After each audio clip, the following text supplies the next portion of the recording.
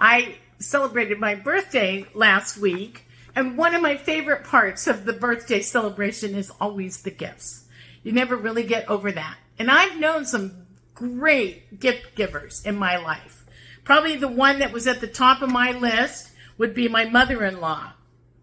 She always put so much thought into the gifts that she bought people and tried to find just exactly the right thing. One year at Christmas time, Bob had told his mom that he wanted a forest green sweater vest. Well, she ended up going to store after store, grilling salespeople, asking them, is this really forest green? That was the important part. Well, finally, after 12 stores, she found a forest green vest. The salesperson assured her it was forest green. So on Christmas morning when Bob opened up his gift, he loved it, but his mom told him the story, and he said, oh, Mom, I just wanted a green vest. It didn't have to be forest green. But she was a perfect gift giver, and she loved the search.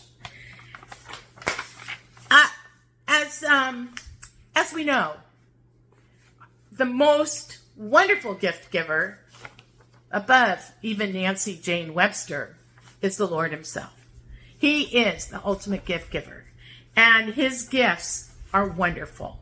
2 Peter 1:3, his divine power has granted to us all things that pertain to life and godliness through the knowledge of him who called us to his own glory and excellence. And James 1:17, every good gift and every perfect gift comes from above, coming down from the Father of lights, with whom there is no variation or shadow due to change.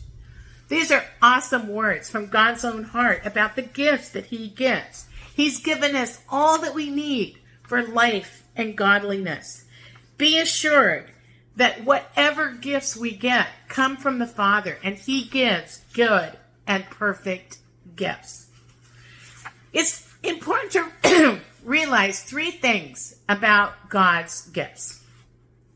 First, they are always good. Secondly, they are always purposeful. And thirdly, they are meant to be shared. Sometimes God's gifts may not be what we thought we wanted or what we were expecting.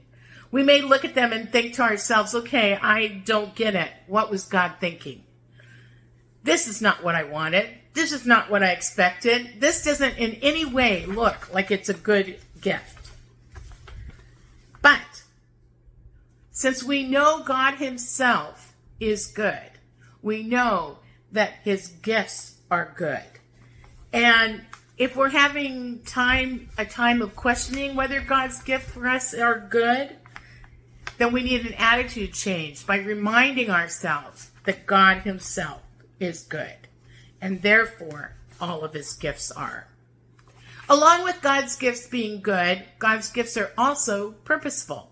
There's a reason for every gift that God gives us. He sees way beyond what we are able to see, and his purposes are always accomplished in his best way. While we may not be able to see what the purpose is, we can rest assured that it is for good and for his purpose. It can be similar to a child who opens a gift of batteries and wonders what this means. But we, of course, know it means something else is coming. The batteries are needed for the next gift. Perhaps we need to show some patience as we wait to see why God is giving us what he gives us. God's gifts are good and purposeful, and thirdly, they are for more than just for us personally. We've all heard the phrase, hey, it's not always about you. Well, that's how it is with God's gifts. They are not meant for just us to enjoy, but are to be shared with others. That's why he tells us to give cheerfully out of what he has given us, to give comfort to those who need comfort with the comfort that we have received, to share with others great news, the great news that God has given us of Christ. God has gifts, perfect gifts for each of us. And they are good gifts, purposeful gifts, and gifts to be shared with others. Don't you love the kind of gift giver that God is? Let's thank him today for all that he gives.